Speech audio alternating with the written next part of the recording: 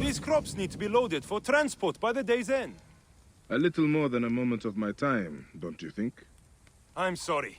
We are normally two, but my son cannot keep up. One thing at a time. Let your boy rest. I will help you collect your harvest.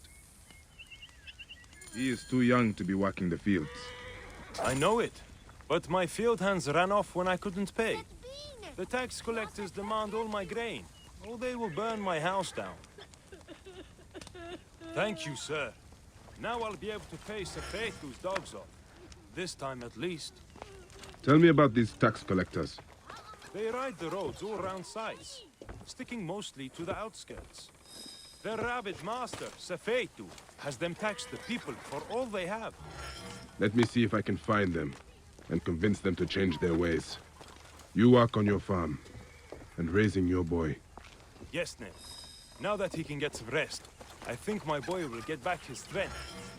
The gods praise you.